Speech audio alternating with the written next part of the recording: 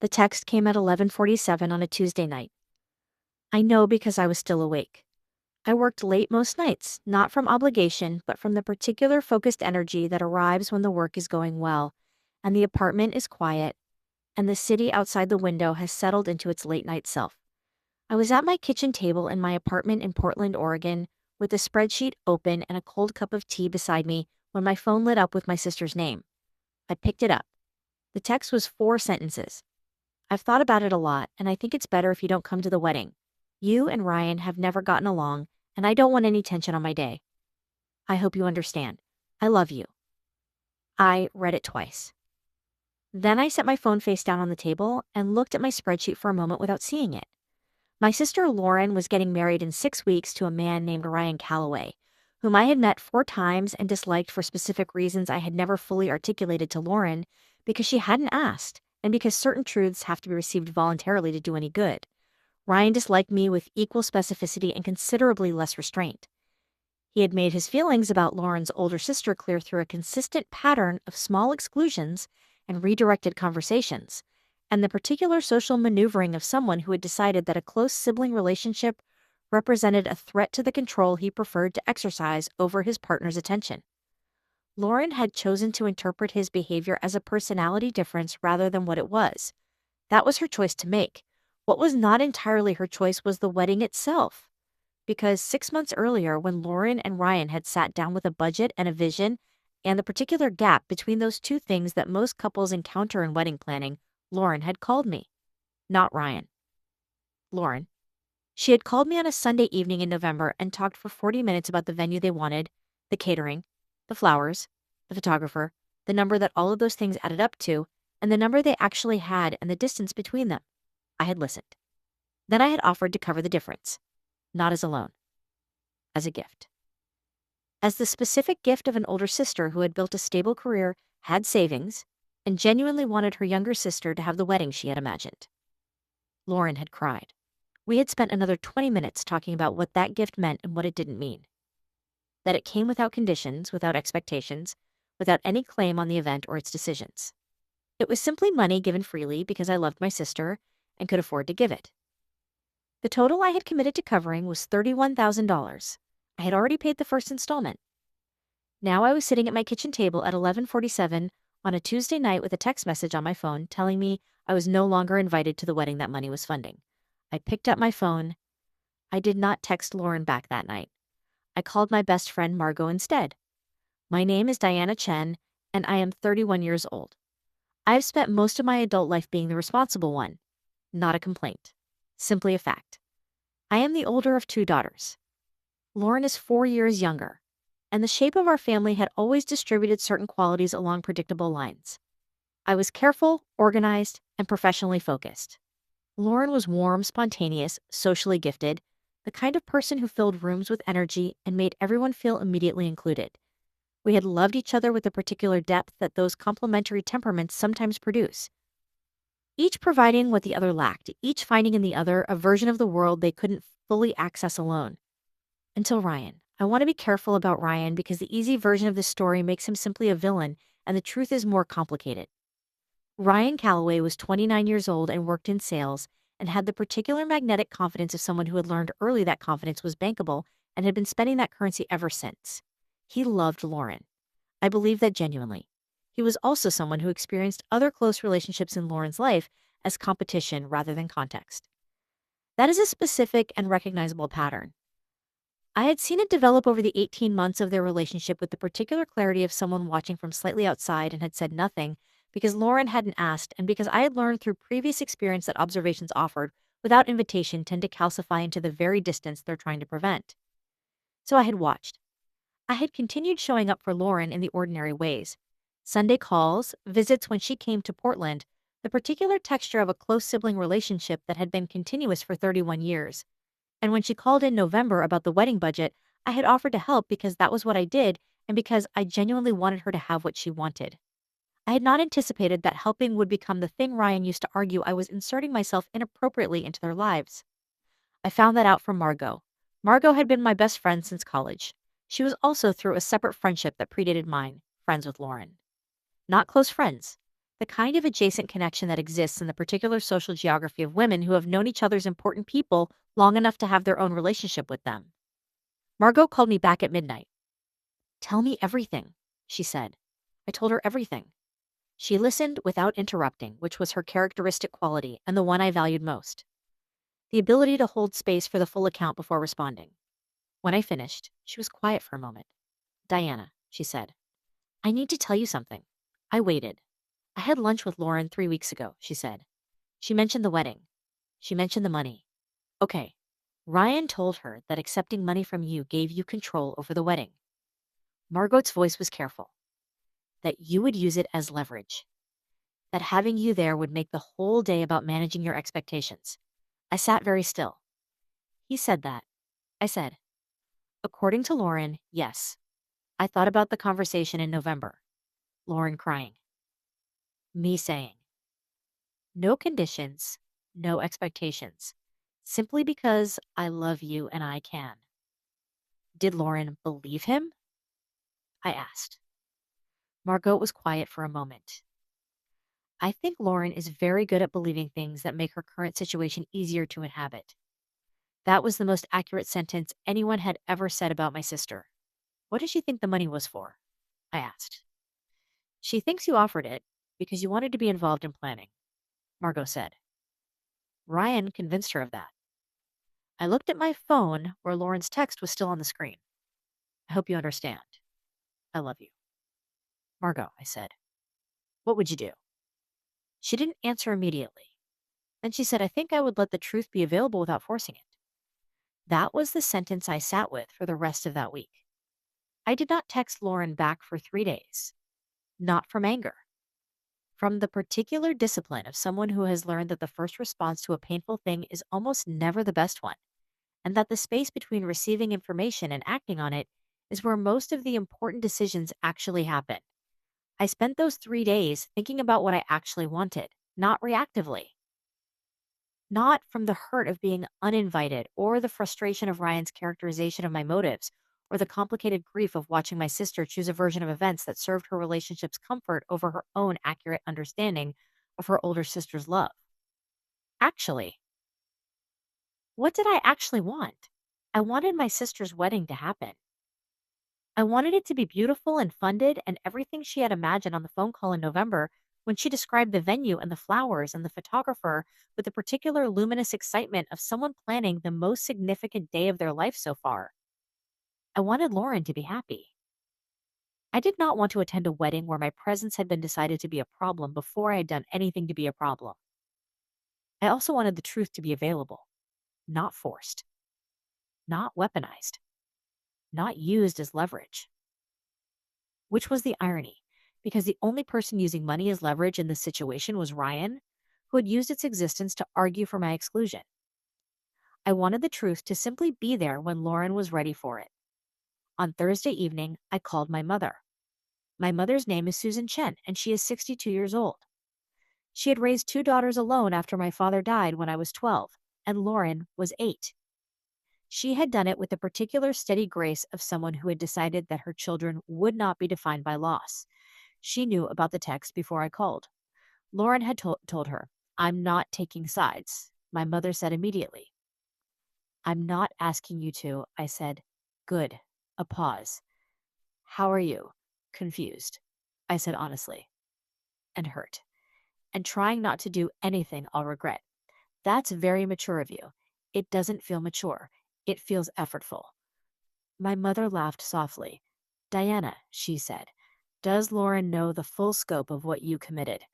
"She knows what I offered," I said. 31,000. She knows the first payment went through. Does she know how much of that is already contracted? I thought about the venue deposit, the catering deposit, the photographer's retainer, the florist booking fee. All of it paid. All of it is non-refundable at this point in the timeline. "I don't think she's thought about the contracts," I said. My mother was quiet for a moment. "The venue coordinator," she said carefully. "Didn't Lauren put you as the billing contact?" I had forgotten that. In January, when the venue deposit needed to be paid, Lauren had asked me to handle the payment directly because Ryan didn't want the charge on their credit card before a business expense cleared. I had paid it.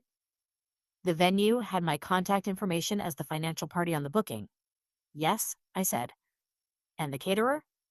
Same situation. Same month. Same arrangement. Yes, I said. My mother exhaled slowly. Sweetheart, she said. Lauren may not fully understand what uninviting you means in practical terms. No, I said. I don't think she does. We were quiet for a moment. What are you going to do? My mother asked. I thought about Margot's sentence. Let the truth be available without forcing it. I'm going to call the venue coordinator, I said, and the caterer, and the photographer, to check on the status of the bookings. My mother understood immediately. That seems reasonable, she said carefully. I think so too. I called the venue coordinator the following morning. Her name was Jennifer, and she had been warm and efficient throughout the booking process and had my number saved as the primary contact for the Callaway Chen wedding reservation.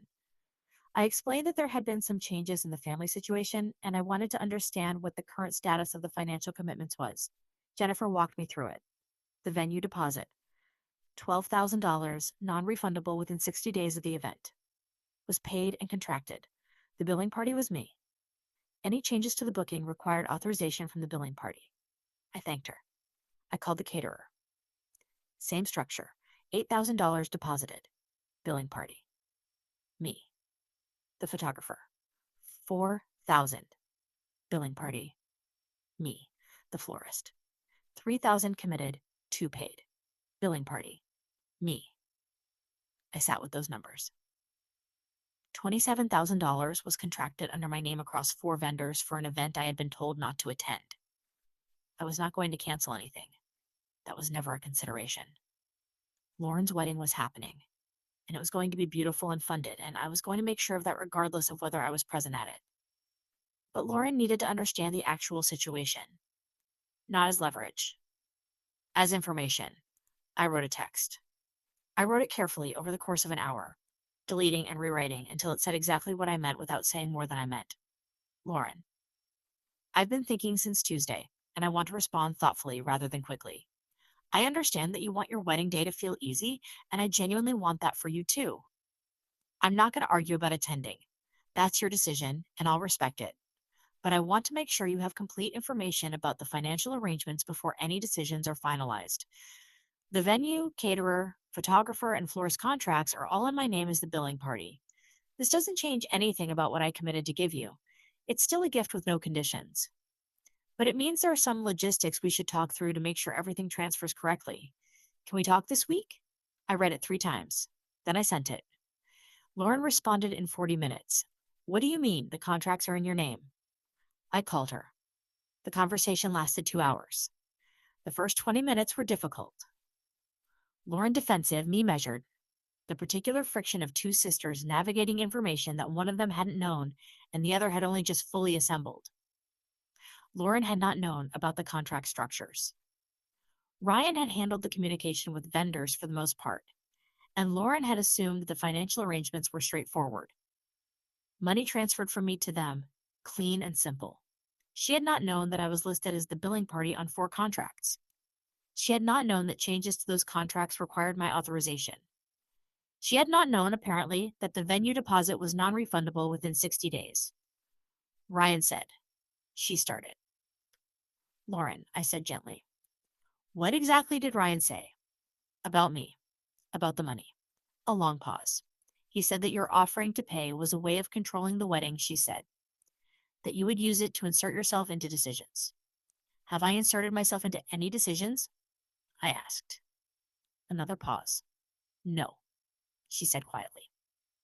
Have I made any contact with any vendor that wasn't purely financial? No. Have I offered any opinion about the venue, the flowers, the catering, or the photographer? A longer pause this time. No, Lauren said. You haven't. I let that sit for a moment. I offered to help because I love you, I said. Not because I wanted involvement. Not because I wanted control. Because you called me in November and you were upset about the gap, and I had the means to close it. Lauren was quiet. I know, she said finally. Her voice had changed. The defensiveness is gone. Something more honest underneath. What did Ryan say when you told him you were uninviting me? I asked. Another long pause.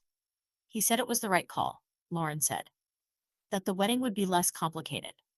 Less complicated. Without the person who was funding it. Lauren, I said. I'm not going to tell you what to think about Ryan or your relationship. That's not my place. But I want to ask you something. She waited. When you pictured your wedding day, I said, before all of this, before the budget conversation, the vendor calls, and everything else. Was I there? The longest pause yet. Yes, she said, very quietly. Okay, I said. That's all I needed to know. We talked for another hour and 40 minutes.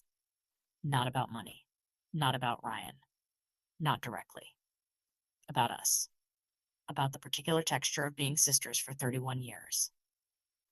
About the November phone call and what Lauren had felt and what I had meant and how those two things were actually aligned, even if Ryan's interpretation of them wasn't. About the wedding.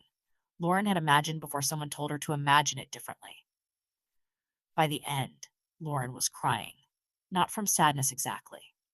From the particular relief of someone who has been holding a version of events that requires significant effort to maintain and has finally been given permission to set it down.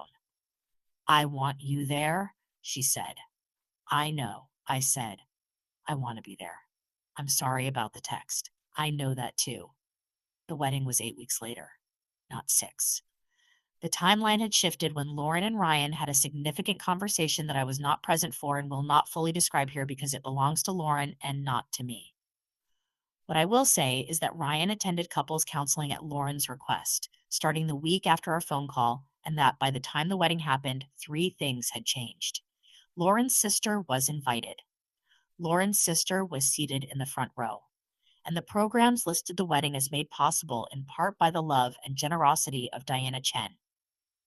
That last part was Lauren's idea. She told me the morning of the wedding when we were getting ready together in the bridal suite. Lauren in her dress, me in the sage green bridesmaid dress she had chosen months earlier, and never updated when she uninvited me, because some part of her had always known I would be there. I wanted people to know, she said. You didn't have to do that, I said. I wanted to, she said. You made this possible. The real version of it? She paused. Not just the money. I looked at my sister in her wedding dress. You look beautiful, I said. She burst into tears. We spent 15 minutes repairing her makeup. It was the best 15 minutes of the entire day. The ceremony was everything Lauren had described on the November phone call. The venue with the high windows and the afternoon light. The flowers she had chosen, white peonies, garden roses, and eucalyptus. The photographer who had been recommended by 3 separate people and whose work had made Lauren cry when she first saw the portfolio. All of it exactly as imagined. I stood at the altar in sage green and watched my sister walk toward the man she loved and thought about the text at 11:47 on a Tuesday night and the 2 hours on the phone and the conversation that had made all of this possible in the form it needed to take. Ryan looked at Lauren during the ceremony with the expression of someone making a genuine decision, not performing a commitment, but actually arriving at it. Whatever had happened in those weeks between the uninvitation and the wedding had shifted something in him toward the honest rather than the defended. I hoped it held. I genuinely hoped it held. Not for my sake, for Lauren's.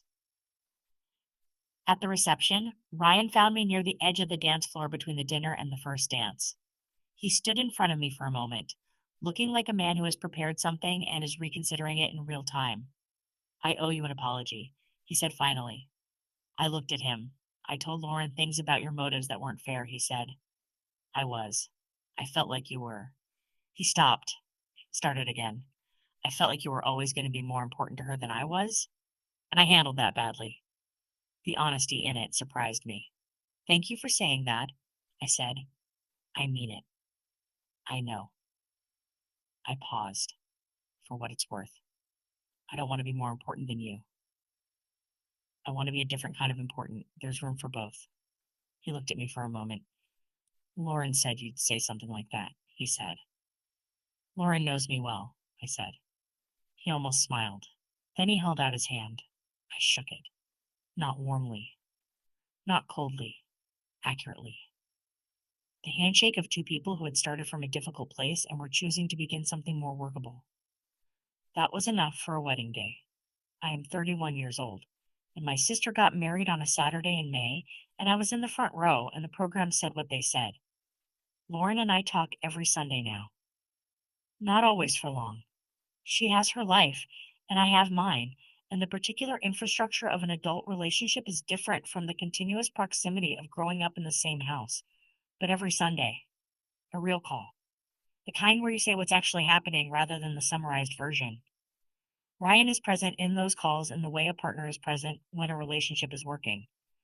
Mentioned naturally, part of the fabric, rather than a separate subject requiring management. I am cautiously optimistic. Not uncritical. Cautiously optimistic. The $31,000 is gone. I do not think about it as money lost. I think about it as what it was.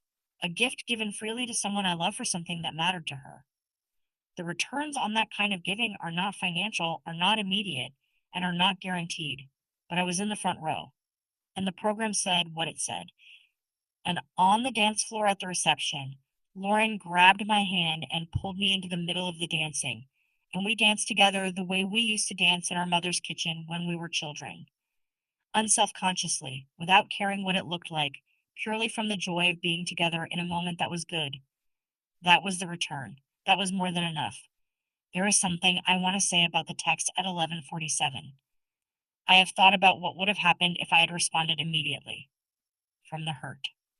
From the first raw reaction of someone who has just been uninvited from an event they are funding.